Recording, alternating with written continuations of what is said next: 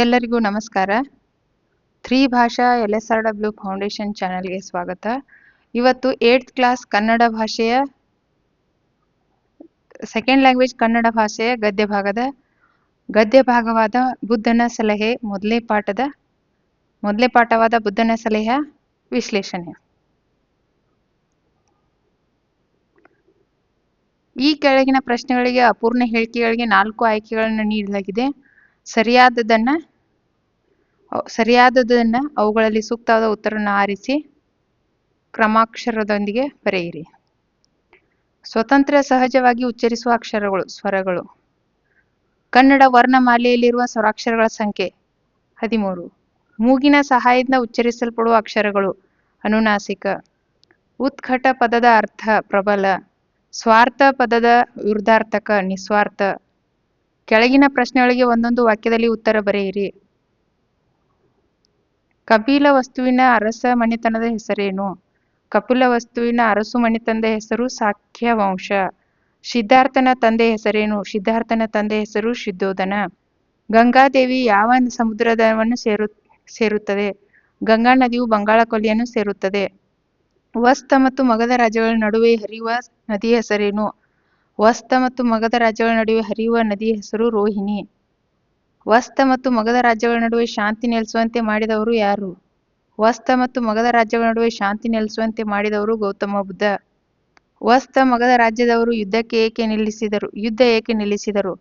ಬುದ್ಧನ ಶಾಂತಿ ಸಂದೇಶದಿಂದ ಮನ ಪರಿವರ್ತನೆಯಾಗಿ ನದಿ ನೀರಿಗಿಂತ ಮಾನವನ ಜೀವ ಅಮೂಲ್ಯವಾದದ್ದು ಎಂದು ಅರಿತು ಅವರು ಯುದ್ಧವನ್ನು ನಿಲ್ಲಿಸಿದರು. ಬುದ್ಧನ ಪ್ರಕಾರ ನದಿ ನೀರಿಗಿಂತ ಹೆಚ್ಚು ಬೆಲೆಯುಳ್ಳದ್ದು ಯಾವುದು? ಬುದ್ಧನ ಪ್ರಕಾರ ನದಿ ನೀರಿಗಿಂತ ಮಾನವನ ಜೀವ ಅಂದ್ರೆ ರಕ್ತ ಹೆಚ್ಚು ಬೆಲೆಯುಳ್ಳದ್ದು. ನೀರಿಗಿಂತ ರಕ್ತ ಬೆಲೆಯುಳ್ಳದ್ದು. ಬುದ್ಧ ದೇವನು ಹೇಳುವಂತೆ ಜೀವನದಲ್ಲಿ ಸುಖ ಶಾಂತಿ ಸಿಗಬೇಕಾದರೆ ಏನು ಮಾಡಬೇಕು? ಜೀವನದಲ್ಲಿ ಸುಖ ಶಾಂತಿ ಸಿಗಬೇಕಾದರೆ ದ್ವೇಷವನ್ನು ಬಿಟ್ಟು ಪ್ರೀತಿ, ಅಹಿಂಸೆ ಮತ್ತು ಸಹಬಾಳ್ವೆಯಿಂದ ಬದುಕಬೇಕು. ಈ ಕೆಳಗಿನ ಪ್ರಶ್ನೆಗಳಿಗೆ 3-4 ವಾಕ್ಯಗಳಲ್ಲಿ ಉತ್ತರ ಬರೆಯಿರಿ. ವಸ್ತ ಮತ್ತು ಮಗಧ ರಾಜ್ಯದ ಜನರು ಗಂಗಾ ನದಿಯನ್ನು ತಾಯಿಯಂತೆ ಏಕೆ ಪೂಜಿಸುತ್ತಿದ್ದರು? ಗಂಗಾ ನದಿಯು ವಸ್ತ ಮಗಧ ರಾಜ್ಯಗಳ ಸಮೃದ್ಧಿಗೆ ಮೂಲವಾಗಿದ್ದು, ನದಿಯ ನೀರು ಕೃಷಿಗೆ, ಕುಡಿಯಲು, ವ್ಯಾಪಾರಕ್ಕೆ ಬಹಳ ಸಹಕಾರಿಯಾಗಿತ್ತು. ಈ ನದಿಯು ಜನರ ಜೀವನದ ಆಧಾರವಾಗಿರುವುದರಿಂದ, ಅವರಿಗೆ ಅನ್ನ ನೀಡುವ ಸಂಜೀವಿನಿಯಾಗಿರುವುದರಿಂದ ಕೃತಜ್ಞತೆಯಿಂದ ಜನರು ಗಂಗಾ ನದಿಯನ್ನು ಪೂಜಿಸುವಂತೆ ತಾಯಿಯಂತೆ ಪೂಜಿಸುತ್ತಿದ್ದರು. ವಸ್ತ ಮತ್ತು ಮಗಧ ರಾಜ್ಯಗಳ ದ್ವೇಷ ಹೆಚ್ಚಾಗಲು ಕಾರಣವೇನು? ಮುಖ್ಯವಾಗಿ ಗಂಗಾ ನದಿಯು ನೀರಿನ ಹಂಚಿಕೆ, ಆ ನದಿಯ ಮೇಲಿನ ಅಧಿಕಾರಕ್ಕಾಗಿ ಈ ಎರಡೂ ರಾಜ್ಯಗಳ ನಡುವೆ ಸಂಘರ್ಷ ಉಂಟಾಯಿತು. ಸಂಪನ್ಮೂಲಗಳ ಹತೋಟಿ ಮತ್ತು ಸಾಮ್ರಾಜ್ಯದ ವಿಸ್ತರಣೆ ಆಕಾಂಕ್ಷೆಯು ಎರಡೂ ರಾಜ್ಯಗಳ ನಡುವಿನ ದ್ವೇಷ ಹೆಚ್ಚಾಗಲು ಪ್ರಮುಖ ಕಾರಣವಾಯಿತು. ಬುದ್ಧನ ಪ್ರಕಾರ ದ್ವೇಷ ದುಃಖವನ್ನು ಹೇಗೆ ಹೆಚ್ಚಿಸುತ್ತದೆ? ಬುದ್ಧನ ಪ್ರಕಾರ ದ್ವೇಷವು ಮನಸ್ಸಿನ ನೆಮ್ಮದಿಯನ್ನು ಕೆಡಿಸುತ್ತದೆ. ದ್ವೇಷದಿಂದ ಹಿಂಸೆ, ಪ್ರತೀಕಾರ ಹುಟ್ಟುತ್ತದೆ. ಇದು ಮನುಷ್ಯನನ್ನು ಅಶಾಂತಿಯತ್ತ ತಳ್ಳುತ್ತದೆ. ದ್ವೇಷವು ಕೇವಲ ಎದುರಾಳಿಗಳಲ್ಲದೆ ಅದನ್ನು ಹೊಂದಿರುವ ವ್ಯಕ್ತಿಗೂ ಮಾನಸಿಕ ನೋವು, ಸಂಕಟವನ್ನು ತರುತ್ತದೆ. ಇದರಿಂದ ಸಂಸಾರದಲ್ಲಿ ದುಃಖದ ಪ್ರಮಾಣ ಹೆಚ್ಚಾಗುತ್ತದೆ. ಬುದ್ಧನು ವಸ್ತ ಮತ್ತು ಮಗಧ ರಾಜ್ಯಗಳ ನಡುವಿನ ಯುದ್ಧವನ್ನು ತ್ಯಜಿಸಲು ಕಾರಣಗಳನ್ನು ತಿಳಿಸಿ.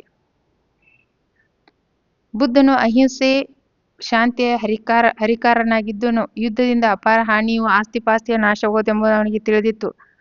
ದ್ವೇಷದಿಂದ ದ್ವೇಷವನ್ನು ಶಮನಗೊಳಿಸಲು ಸಾಧ್ಯವಿಲ್ಲ, ಪ್ರೀತಿಯಿಂದ ಮಾತ್ರ ಜಯಿಸಲು ಸಾಧ್ಯ ಎಂದು ನಂಬಿದ ಬುದ್ಧನು ಜನರ ಕಲ್ಯಾಣಕ್ಕಾಗಿ ಶಾಂತಿಯನ್ನು ಸ್ಥಾಪಿಸಲು ಯುದ್ಧವನ್ನು ತಪ್ಪಿಸಲು ಮುಂದಾದನು. ಕೆಳಗಿನ ಕವಿಯ ಜನ್ಮಸ್ಥಳ, ಕಾಲ, ಬಿರುದು, ಪ್ರಶಸ್ತಿಗಳನ್ನು ಕುರಿತು ವಾಕ್ಯ ರೂಪದಲ್ಲಿ ಬರೆಯಿರಿ. ಡಾಕ್ಟರ್ ನಿರುಪಮಾ.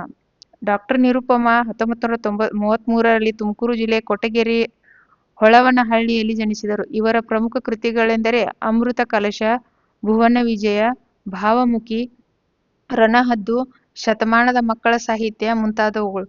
ಇವರು ಕನ್ನಡದ ಜೊತೆಗೆ ಸಂಸ್ಕೃತ, ತೆಲುಗು, ಇಂಗ್ಲಿಷ್, ಹಿಂದಿ, ಬಂಗಾಳಿ ಭಾಷೆಗಳನ್ನು ಬಲ್ಲವರಾಗಿದ್ದು, ವಿವಿಧ ಭಾಷೆಗಳ ಉತ್ತಮ ಕೃತಿಗಳನ್ನು ಕನ್ನಡಕ್ಕೆ ಅನುವಾದಿಸಿದ್ದಾರೆ.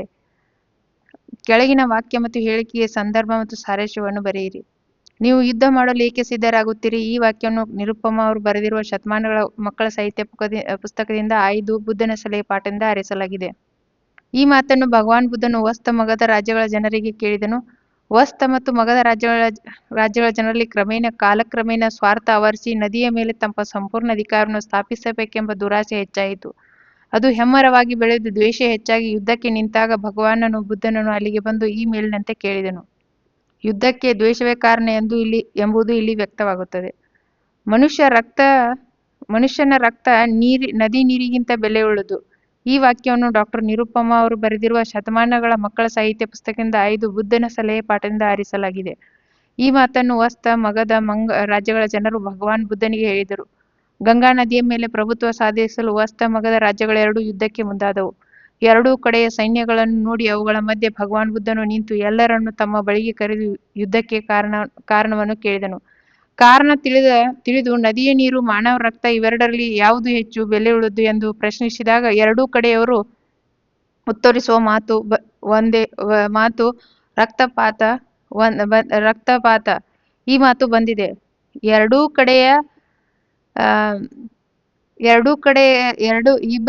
ಎರಡರಲ್ಲಿಯೂ ಯಾವುದು ಹೆಚ್ಚು ಬೆಲೆಯುಳ್ಳದ್ದು ಎಂದು ಬುದ್ಧನು ಪ್ರಶ್ನಿಸಿದಾಗ ಎರಡೂ ಕಡೆಯವರು ಉತ್ತರಿಸುವ ಈ ಮಾತು ಇಲ್ಲಿ ಬಂದಿದೆ.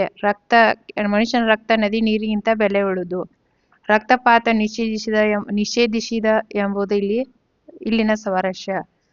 ನೀವು ಜೀವಿಸಬೇಕೆಂದಿರಲ್ಲವೇ? ಮತ್ತೆ ಸಾಯಲಿಕ್ಕೆ ಯಾಕೆ ಸಿದ್ಧರಾಗಿದ್ದೀರಿ?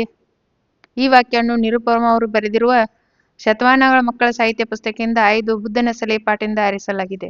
ಈ ಮಾತನ್ನು ಭಗವಾನ್ ಬುದ್ಧ ವಸ್ತ ಮಗಧ ರಾಜ್ಯಗಳ ಜನರಿಗೆ ಕೇಳಿದನು. ವಸ್ತ ಮಗಧ ರಾಜ್ಯಗಳು ಯುದ್ಧವನ್ನು ಮಾಡಲು ಸಿದ್ಧರಾದಾಗ ಅವರು ಯುದ್ಧವನ್ನು ನಿಲ್ಲಿಸಿ, ಬುದ್ಧದೇವ, ನದಿಯ ನೀರು, ಮಾನವನ ರಕ್ತ ಎರಡರೂ ಯಾವುದು ಹೆಚ್ಚು ಬೆಲೆಯುಳ್ಳದು ಎಂದು ಪ್ರಶ್ನಿಸಿದಾಗ ಅದಕ್ಕೆ ಎರಡೂ ರಾಜ್ಯಗಳ ಜನರು ಮನುಷ್ಯನ ರಕ್ತ ಎಂದು ಉತ್ತರಿಸಿದಾಗ, ಹಾಗಾದರೆ ಕಡಿಮೆ ಬೆಲೆಯುಳ್ಳ ನೀರಿಗಾಗಿ ಅಮೂಲ್ಯವಾದ ರಕ್ತವನ್ನೇಕೆ ಹರಿಸಲು ಏಕೆ ಸಿದ್ಧರಾಗಿದ್ದೀರಿ ಎಂದು ಪ್ರಶ್ನಿಸಲಾಗಿ, ಅವರು ತಮ್ಮ ಜೀವಿಗಳಿಗೆ ಈ ಗಂಗಾ ನದಿಯ ನೀರು ತುಂಬಾ ಅವಶ್ಯಕತೆಯಲ್ಲವೇ ಎಂದು ಬುದ್ಧನು ಮರು ಪ್ರಶ್ನಿಸಿದಾಗ ಈ ಮೇಲಿನ ಮಾತನ್ನು ಬಳಸಲಾಗಿದೆ. ಪ್ರಕೃತಿ ಜೀವಿಗಳಿಗೆ ವರವನ್ನು ಹೊರತು ಶಾಪವಲ್ಲ. ಈ ವಾಕ್ಯವನ್ನು ನಿರುಪಮ ಅವರು ಬರೆದ ಶತಮಾನದ ಮಕ್ಕಳ ಸಾಹಿತ್ಯ ಪುಸ್ತಕದಿಂದ ಆಯ್ದ ಬುದ್ಧನ ಸಲಹೆ ಪಾಠದಿಂದ ಆರಿಸಲಾಗಿದೆ. ಈ ಮಾತನ್ನು ಭಗವಾನ್ ಬುದ್ಧನು ವಸ್ತ ಮಗಧ ರಾಜ್ಯಗಳ ಜನರಿಗೆ ತಿಳಿ ಹೇಳಿದನು. ವಸ್ತ ಮಗಧ ರಾಜ್ಯಗಳ ಜನರಲ್ಲಿ ದ್ವೇಷ, ಅಸೂಯೆ ಹೆಚ್ಚಾಗಿದ್ದರಿಂದ ಬುದ್ಧ ಹೊರತು ಬೇರೆ ಯಾರಿಗಿಲ್ಲ ಎಂದು ತಿಳಿದಾಗ ವಸ್ತ ಮತ್ತು ಮಗಧ ರಾಜ್ಯಗಳ ಜನರಲ್ಲಿ ದ್ವೇಷ, ಅಸೂಯೆ ಹೆಚ್ಚಾಗಿದ್ದರಿಂದ ಯುದ್ಧದ ಹೊರತು ಬೇರೆ ದಾರಿಯಿಲ್ಲವೆಂದು ತಿಳಿದಾಗ ಬುದ್ಧದೇವ, ದ್ವೇಷದಿಂದ ದ್ವೇಷವನ್ನು ಜಯಿಸಲು ಸಾಧ್ಯವಿಲ್ಲ. ಮನುಷ್ಯ ಸುಖವಾಗಿ ಜೀವಿಸಲು ನೀರು, ಗಾಳಿ, ಆಹಾರವಷ್ಟೇ ಶಾಂತಿಯೂ ಮುಖ್ಯವಾಗಿದೆ. ಯುದ್ಧದಿಂದ ಶಾಂತಿ ನಾಶವಾಗುತ್ತದೆ. ನೀವೇ ಕೈಯಾರ ನಿಮ್ಮ ಸುಖ ನಾಶ ಮಾಡಿಕೊಳ್ಳುವುದನ್ನು ಬಿಟ್ಟು ವಿವೇಕ ತಂದುಕೊಂಡು ಸುಖವಾಗಿದ್ದೀರಿ ಎಂದು ಹೇಳುವ ಸಮಯ ಈ ಮೇಲಿನ ಮಾತು ಕಂಡುಬಂದಿದೆ. ಮನುಷ್ಯನಿಗೆ ಸಿಕ್ಕ ಪರಮ ವರವೇ ಪ್ರಕೃತಿ ಎಂಬುದು ಇಲ್ಲಿನ ಸಾರಾಂಶ. 8-10 ವಾಕ್ಯಗಳಲ್ಲಿ ಉತ್ತರಿಸಿರಿ. ವಸ್ತ ಮತ್ತು ಮಗಧ ರಾಜ್ಯಗಳು ಯುದ್ಧ ಮರೆತು ಶಾಂತಿಯಿಂದ ನೆಲೆಸಿದ್ದು ಹೇಗೆ? ವಸ್ತ ಮತ್ತು ಮಗಧ ರಾಜ್ಯಗಳು ಗಂಗಾ ನದಿಯ ಎರಡೂ ಬದಿಗಳಲ್ಲಿ ರಾಜ್ಯಗಳಿದ್ದವು. ಈ ನದಿಯಿಂದ ಎರಡೂ ರಾಜ್ಯಗಳ ಸಮೃದ್ಧಿಯಿಂದ ಸುಭಿಕ್ಷವಾದವು. ಸಮೃದ್ಧವಾಗಿದ್ದ ವಸ್ತ ಮಗಧ ರಾಜ್ಯಗಳ ಜನರಲ್ಲಿ ಸ್ವಾರ್ಥ ಭರಿಸಿ ಆ ನದಿಯ ಮೇಲೆ ತಮ್ಮ ಸಂಪೂರ್ಣ ಅಧಿಕಾರವನ್ನು ಸ್ಥಾಪಿಸಬೇಕೆಂಬ ದುರಾಶೆ ಉಂಟಾಗಿ ಯುದ್ಧಕ್ಕೆ ಮುಂದಾದವು. ಇಲ್ಲಿಗೆ ಬಂದ ಭಗವಾನ್ ಬುದ್ಧ ಯುದ್ಧದ ಕಾರಣಗಳನ್ನು ತಿಳಿದು, ನೀರಿಗಿಂತ ಮನುಷ್ಯನ ರಕ್ತಕ್ಕೆ ಹೆಚ್ಚು ಬೆಲೆ ಇರುವುದು, ಕಡಿಮೆ ಬೆಲೆ ಇರುವ ನೀರಿಗಾಗಿ ರಕ್ತ ಹರಿಸುವುದು ಸರಿಯಲ್ಲ. ಬದುಕಿಗಾಗಿ ಹೋರಾಟಕ್ಕೆ ಮುಂದಾಗುತ್ತಿರುವವರು ಜೀವನವನ್ನೇ ಕಳೆದುಕೊಳ್ಳುವುದರಿಂದ ಆಗುವ ಲಾಭವೇನಾದರೂ ಏನು? ದ್ವೇಷದಿಂದ ದ್ವೇಷವನ್ನು ಗೆಲ್ಲಲು ಸಾಧ್ಯವಿಲ್ಲ. ಮನುಷ್ಯ ಸುಖವಾಗಿ ಜೀವಿಸಲು ನೀರು, ಗಾಳಿ, ಆಹಾರವಷ್ಟೇ ಶಾಂತಿಯೂ ಮುಖ್ಯವಾದುದು. ಯುದ್ಧದಿಂದ ಶಾಂತಿ ನಾಶವಾಗುತ್ತದೆ. ನೀವೇ ಕೈಯಾರ ನಿಮ್ಮ ಸುಖ ಶಾಂತಿ ನಾಶ ಮಾಡಿಕೊಳ್ಳುವುದನ್ನು ಬಿಟ್ಟು ವಿವೇಕ ತಂದುಕೊಂಡು ಸುಖವಾಗಿರಿ. ಯುದ್ಧ ಬಿಟ್ಟು ಪ್ರಕೃತಿ ಕೊಟ್ಟಿರುವ ವರವನ್ನು ಸಮಾನವಾಗಿ ಹಂಚಿಕೊಳ್ಳಬೇಕೆಂದು ಅರಿವು ಮೂಡಿಸಿದನು. ಬುದ್ಧ ದೇವನ ಬೋಧನೆಯ ಸತ್ಯವನ್ನು ಮನಗಂಡ ಎರಡೂ ರಾಜ್ಯಗಳ ಜನರು ಯುದ್ಧವನ್ನು ಮರೆತು ಸ್ನೇಹದಿಂದ ಬಾಳ್ವೆ ನಡೆಸಿದರ ಫಲವಾಗಿ ಶಾಂತಿ ನೆಲೆಸಿತು. ಬದುಕಿನಲ್ಲಿ ಸುಖ, ಶಾಂತಿ, ಸಮೃದ್ಧಿಗಳನ್ನು ಕಂಡುಕೊಳ್ಳುವುದು ಹೇಗೆ ಚರ್ಚಿಸಿ. ಪ್ರಕೃತಿ ಮತ್ತು ಪ್ರಾಕೃತಿಕ ಸಂಪನ್ಮೂಲಗಳಿರುವುದು ಮನುಷ್ಯನ ಒಳಿತಿಗಾಗಿ. ಪ್ರಕೃತಿ ಎಲ್ಲರಿಗೂ ವರವೇ ಹೊರತು ಶಾಪವಲ್ಲ. ಆದರೆ ಮನುಷ್ಯ ತನ್ನ ಸ್ವಾರ್ಥ ಮತ್ತು ಅಹಂಕಾರದಿಂದಾಗಿ ಅದನ್ನು ಶಾಪವನ್ನಾಗಿ ಪರಿವರ್ತಿಸಿಕೊಳ್ಳುತ್ತಾನೆ. ಇಂದು ಇಡೀ ವಿಶ್ವಕ್ಕೆ ತಾನೇ ದೊಡ್ಡವನಾಗಬೇಕು. ನೆಲ, ಜಲ ಎಲ್ಲದರ ಮೇಲೆ ತನ್ನದೇ ಪ್ರಭುತ್ವ ಸಾಧಿಸಬೇಕೆಂಬ ಲಾಲಸೆಯಿಂದ ತನ್ನವರ ಮೇಲೆಯೇ ಹಗೆ ಸಾಧಿಸುತ್ತಾನೆ.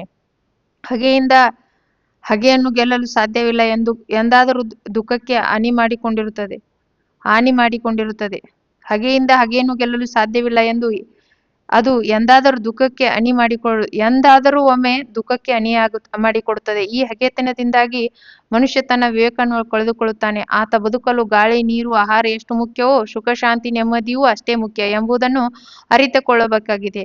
ಎಂತಹುದೇ ಸಮಸ್ಯೆಯನ್ನು ವಿವೇಕದಿಂದ ಸೌಹಾರ್ದವಾಗಿ ಬಗೆಹರಿಸಿಕೊಳ್ಳಬಹುದಾಗಿದೆ. ನೆಲ ಜಲಗಳನ್ನು ಸರ್ವ ಮಾನವರು ಸಮಾನವಾಗಿ ಹಂಚಿಕೊಂಡು ಸಹಬಾಳ್ವೆಯಿಂದ ಬದುಕಿದಾಗ ಸುಖ ಶಾಂತಿ ನೆಮ್ಮದಿ ದೊರೆಯುತ್ತದೆ. ಕೂಡಿ ಬಾಳಿ ಬದುಕಿನಲ್ಲಿ ಸುಖ ಶಾಂತಿ ನೆಮ್ಮದಿಗಳನ್ನು ಕಂಡುಕೊಳ್ಳೋಣ. ದ್ವೇಷ ಈರ್ಷೆಯನ್ನು ಉಂಟು ಮಾಡುತ್ತವೆ ಹೊರತು ಶಾಂತಿಯನ್ನಲ್ಲ. ಸಮರ್ಥಿಸಿ.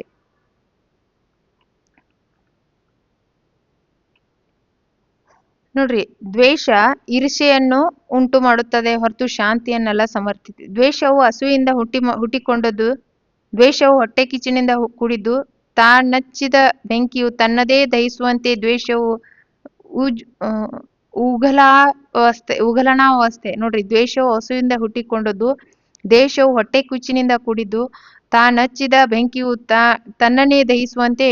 ದ್ವೇಷವು ಉಗಲನಾವಸ್ಥೆಯನ್ನು ತಲುಪಿ ತನ್ನನ್ನೇ ಕೊಲ್ಲುತ್ತದೆ. ಬುದ್ಧನು ದೇವನು ಹೇಳುವಂತೆ ದ್ವೇಷದಿಂದ ದ್ವೇಷವನ್ನು ಜಯಿಸಲು ಹೋದರೆ ಕೊನೆಗೆ ಉಳಿಯುವುದು ಈರ್ಷ್ಯೆ ಹೊರತು ಬೇರೇನಲ್ಲ. ಇವುಗಳಿಂದ ದುಃಖವೇ ಹೊರತು ಸುಖವಲ್ಲ. ದ್ವೇಷವೆಂದರೆ ಸುಖವಾಗಿರುವ ಜನರು ದುಃಖ ತಂದುಕೊಳ್ಳುವ ಮಾರ್ಗವಾಗಿದೆ. ಮನುಷ್ಯ ಸುಖವಾಗಿ ಜೀವಿಸಲು ನೀರು, ಗಾಳಿ, ಆಹಾರ ಮುಖ್ಯವಾದಂತೆ ಶಾಂತಿಯೂ ಮುಖ್ಯ. ದುರಾಸೆಯಿಂದ ಸ್ವಾರ್ಥದಿಂದ ಜಗಳ, ಜಗಳದಿಂದ ದ್ವೇಷ, ದ್ವೇಷದಿಂದ ಈರ್ಷ್ಯೆ, ಹೀಗೆ ಶಾಂತಿ ನಾಶವಾಗುತ್ತದೆ. ವಸ್ತ ಮತ್ತು ಮಗಧ ರಾಜ್ಯಗಳ ಜನರಿಗೆ ಆದದ್ದು ಇದೇ. ಹೀಗಾಗಿ ದುರಾಸೆ ಉಂಟಾಗಿ ಅವರಿಬ್ಬರಲ್ಲಿ ಸ್ವಾರ್ಥ ಆವರಿಸಿತು. ಸ್ವಾರ್ಥ ಹೆಮ್ಮರವಾಗಿ ಬೆಳೆದು ದ್ವೇಷ ಹೆಚ್ಚಾಯಿತು. ಅವರಿಬ್ಬರಲ್ಲಿ ಅಶಾಂತಿ ಮನೆ ಮಾಡಿತು. ಆಗ ಬುದ್ಧದೇವನು ಮಧ್ಯಪ್ರವೇಶಿಸಿ ಅವರಿಬ್ಬರಲ್ಲಿರುವ ಸ್ವಾರ್ಥ ಹೋಗಲಾಡಿಸಿದನು.